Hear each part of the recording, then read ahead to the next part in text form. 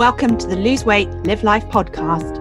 If you're a female professional or entrepreneur who would do anything to lose weight, yet finds it impossible to stick to a diet, to eat less, or just what you think you should, this podcast is for you. I am your host, certified life and weight coach, Clair MACKENZIE. Listen in to learn how to stop overeating, lose weight for the last time, and create a relationship with food and yourself that you love, all without diet deprivation and self-sabotage.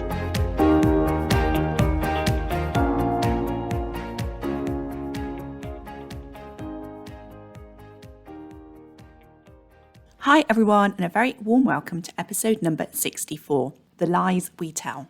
So, who do you lie to? I was raised to believe you should tell the truth and not lie, and for the most part, I think of myself as an honest and truthful person. Now, there are, of course, exceptions. Maybe I told just a few lies as a teenager, and maybe I don't always tell the truth when it feels like the right thing to do, because I tell myself I'm sparing another person from feeling hurt or offending them. What about you? What do you think about lying? Is it wrong? Do you pride yourself on being someone who generally doesn't tell lies? If that's you, then I'm sorry to tell you that you're not who you think you are. You tell lies every day. And I know the person who you lie to most in your life. And that would be you. You lie to yourself all the time. And not only that, the lies you tell yourself do the opposite of sparing your feelings. They cause you unnecessary suffering. And that's what we're going to talk about in this episode. We're going to explore the lies you tell yourself, why you tell yourself these lies, and then look at how you can use your newfound awareness to help you move on from lying to yourself, so that it gets easier to create what you want in your life, whether that's losing weight or just enjoying your life more. So as I prepared for this episode, it was a Monday morning, and when I woke up, before I got out of bed, I picked up my phone and scrolled the news and my emails and social media. Now, that's not a habit that I'm proud of, but I wake up at 4:30 a.m. and I tell myself I've got enough time to still get everything done. This morning, I scrolled for longer than usual, and I started to feel bad about it. I told myself I was late, and then I eventually got up, took the dogs out, made myself my cup of coffee before settling down to do my daily journaling and self-coaching. I noticed I felt heavy and burdened. And of course, being a coach, I know that feeling a burdened, heavy feeling is going to make it more difficult for me to get my stuff done today. I also know that I get to decide how I feel. I know that I'm feeling heavy and burdened because of how I'm thinking. Even though those thoughts aren't obvious to me, in fact, I'm not even aware of them. Even though I don't at that moment in time know what's going on, I do know, A, that this feeling of heavy and burdened feels very familiar, and B, that I have the skills and capability, just like you, to help myself to feel differently, to feel better if I want to. And I decided that I did want to feel better. I decided that I wanted to set myself up for a good day, and so I set about figuring out what was going on. So I ask myself, why do I feel heavy and burdened? And I tell myself it's because there's so much that I have to do and I've not got enough time. And so no matter what I do, I won't be able to feel like I've had a good day. Now, this is a familiar thought pattern for me. And so I start to dig deeper and I start to uncover the lies. So what are the lies here? Well, first of all, the lie is that I have to do stuff. There is nothing that I have to do. You may well have heard me share on this podcast before that everything you do in your life is a choice. What does your brain have to say about that? Is it saying, of course, everything in life is not a choice? There are probably 100 things that I must do, that I have to do every week that aren't a choice. I have to pay my bills. I have to get up and go to work because I have to earn a living. I have to take care of my elderly parent because there isn't anyone else. I have to feed my kids or else they would starve. And all those thoughts are lies. You get to choose whether you pay your bills or you lose access to your utility services. You get to choose to go to work and earn money or find someone wealthy to marry or live on the street. Okay, maybe not with the realm of realism for most of us, but you get my point. So why does it matter whether we lie to ourselves by telling ourselves that we have to do these things instead of recognizing that we're choosing to do them? It matters because of how we feel. When we tell ourselves we have to do whatever it is, we're more likely to feel resistant, to feel burdened, or to feel pressure, or to feel fed up, or to feel miserable about it. When we acknowledge that we choose to do these things, we are more likely to feel in control, capable, proud, or kind, depending on what the thing in question is.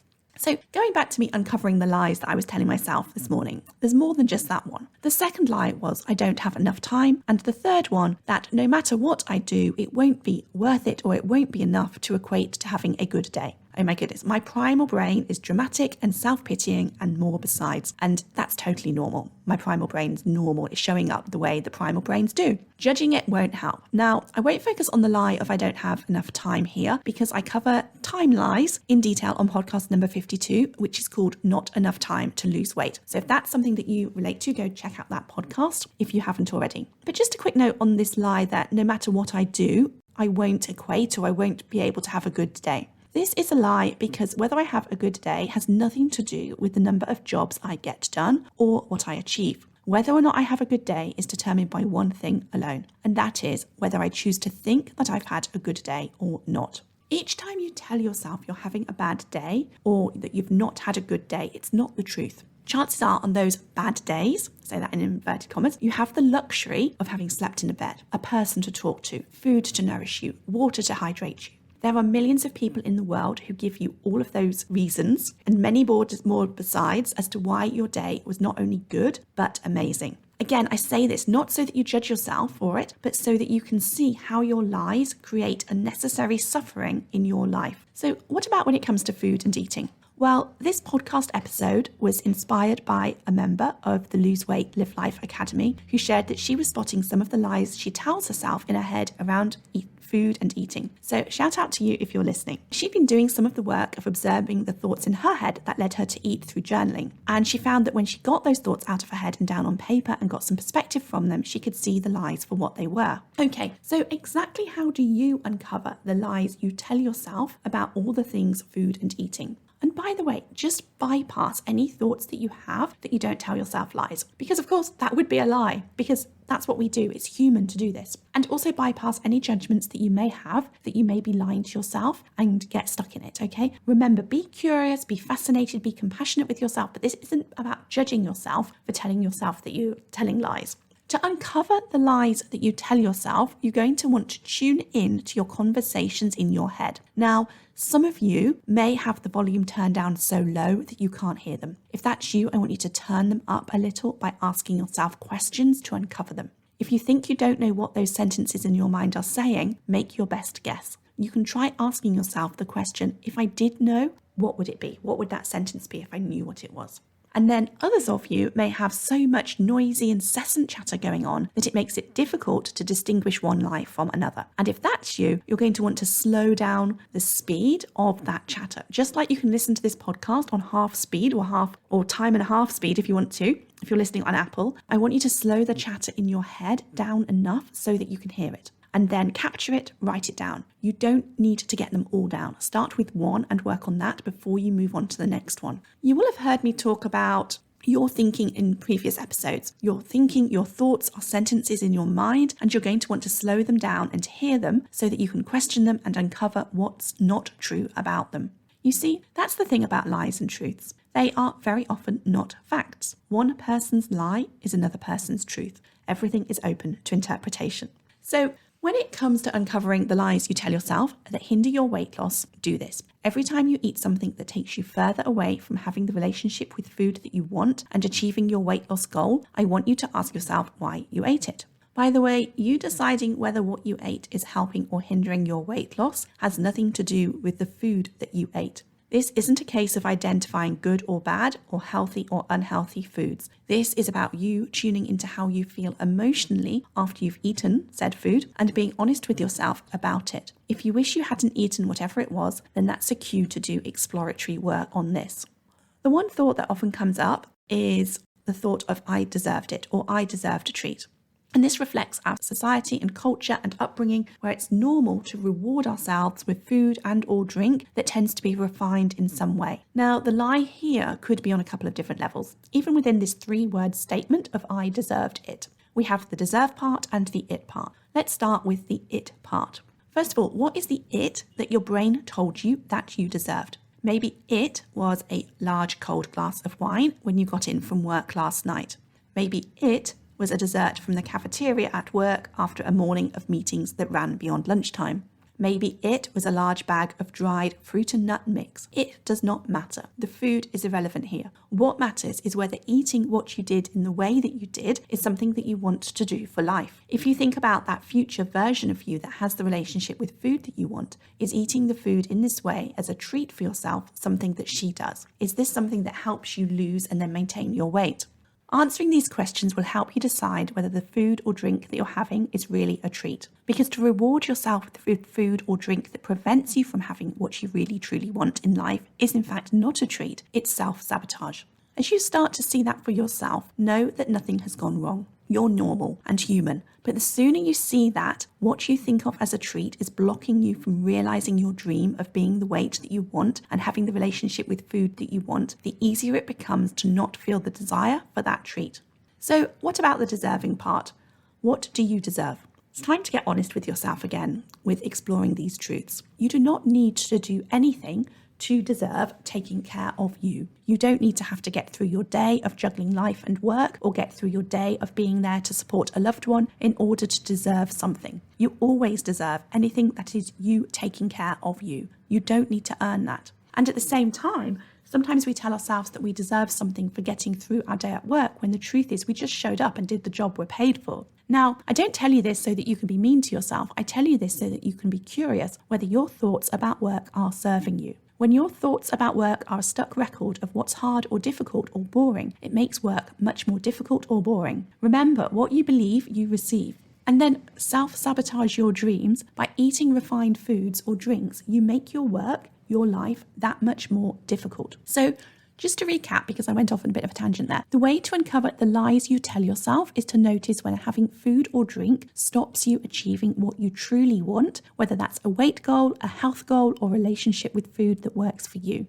Identifying those eating, drinking moments and questioning why you wanted whatever it was, and then examining the answers to that question, your thoughts, by questioning what's true and factual and not true and factual about that. Dig further by asking yourself, why do I think that? Okay, so the next thing I want to cover here is a quick look at why we tell ourselves these lies. It's important that you know and understand it's normal. I want you to understand why we do it so that you don't judge yourself for it. We tell ourselves lies because we're conditioned. We're neurologically programmed to believe them. We grew up having our own parents comfort and treat us with food that was probably highly refined in some way, because that's what was normal and accepted and even encouraged in the world in which we live today.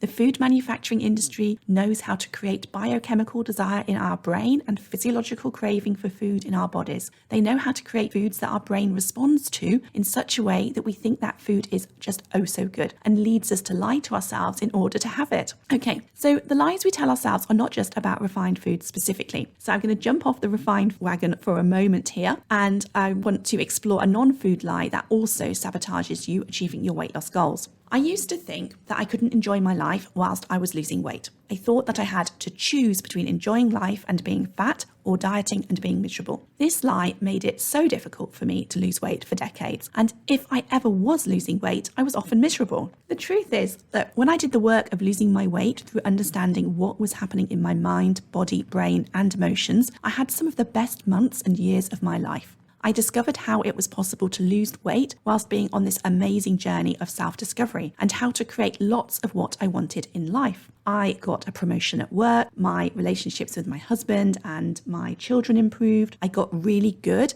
at planning social occasions and taking advantage of adventures and opportunities, doing things that were fun in life. You see, the thing was that I learned how to eat to live instead of living to eat. So lies that we tell ourselves around losing weight and being miserable are often born out of our previous diet traumas or born out of not being intentional about what we think, feel, and do in our lives. You see, it's so normal in our world today to use food as a crutch to help us to feel better in our lives. We don't realize there's an alternative, which is simply being intentional and purposeful about everything else, and specifically about what we're thinking. So be curious about the lies you believe about food creating a better life for you. Whether that's about socializing with food and drink at the weekends, or using food to connect with people, or relaxing with food, or comforting yourself with food, or using food to alleviate boredom. The last thing for you to know here is what to do when you identify your lies. And it's as simple as allowing yourself to see the truth. take pen to paper and write down your lies, and then write down the opposite and find the truth in it. For example, if you believe the lie, as I used to, dinner is the highlight of my day, it's the only time I get to relax and have time for me, find what's not true in that. This is what identifying the lies in that thinking looked like for me. Connecting with my family and or achieving something that matters to me is the highlight of my day. Dinner isn't relaxing because I overeat and feel stuffed and regretful afterwards. I have time for me in the morning when I get up an hour before my kids. I have time for me after dinner when my kids are in bed. Dinner is not the only time I have for me. Another thought that comes to mind as I talk about this is the concept of what people think about on their deathbed. Now, I'm guessing that no one faces a terminal illness wishing they'd had more dinners or more biscuits or more chocolate or glasses of wine. As you uncover the lies you tell yourself, if you relate to this example, also check in and ask yourself what you truly value in life. So now that you know how to uncover these lies and you understand where they come from, what can you do about it? Well, first, if you haven't already, get these lies down on paper so that you can start to get distance from them by recording them, identifying patterns in how they are showing up for you. Next, you're going to want to intentionally create as much evidence to support your theory that you're having a lie as possible. And the best way to do that is to allow your brain to try and convince you why it's telling you the truth when it's telling you the lie. So for example, here's another example here. For years, I believed that traveling with work meant inevitable weight gain. In fact, one of the reasons why I was so overweight and why it was so difficult to lose weight was because I frequently traveled to the US. And when I traveled to the US, I always gained any weight that I had recently lost over the previous few weeks back again, supporting my truth that traveling to America meant it was inevitable that I would gain weight. I can even remember the most weight gained on one of those business trips, and it was 10 pounds. The jeans that I wore on the plane on the way out were too tight for me to wear on the flight home. So what are all the reasons why my brain told me it's impossible to not gain weight when traveling to the US for work? So this is what my brain told me. I don't get to choose what was served on the plane. There's no way I can decline the ice cream treat when I've been sat in a seat with nothing to do for a few hours.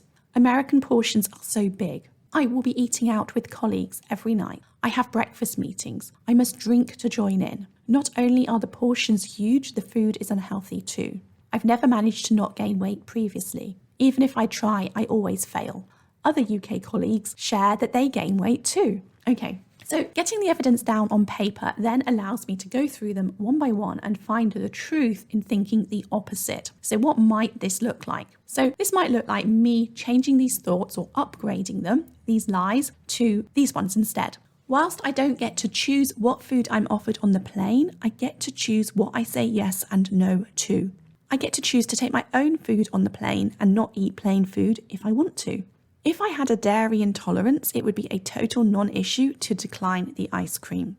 I get to decide that American portion sizes have no bearing on the amount of food that I eat. In fact, most American restaurants cater for you to take food out with you because they don't expect you to eat it all.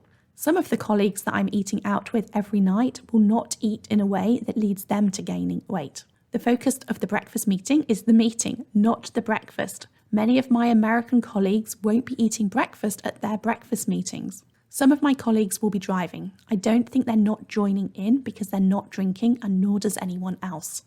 Some American food is unhealthy and some American food is healthy, just like some food in the UK is healthy and some isn't.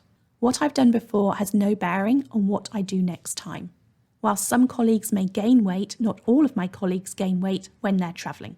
And one more for good measure. Lots of women travel to America, live in America, eat at American restaurants, and are slim, healthy weight that they want to be.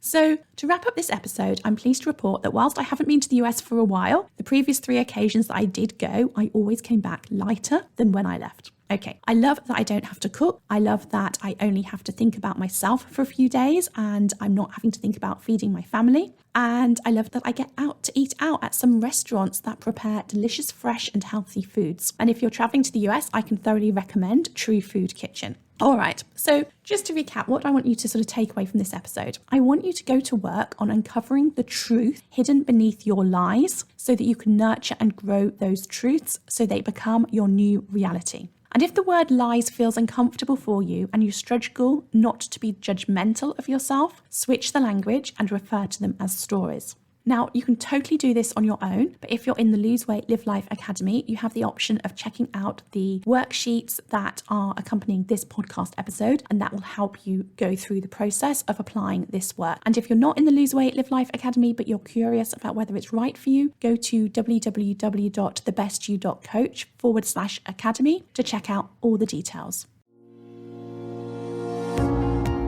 If you enjoyed listening to this podcast and are ready to live a more intentional life, lose weight as a part of that journey, and create a relationship with food and yourself that you love, then I would be honoured to be your coach. There are 2 ways that you can work with me. You can join my monthly membership program, My One Life Academy, that gives you self-paced learning, supported by twice-weekly live calls and a whole lot more. Or you can join the waiting list for my next 6-month Lose Weight, Live Life Group Coaching Mastermind Intensive. Go to www.thebestyou.coach/coaching to find out all the details.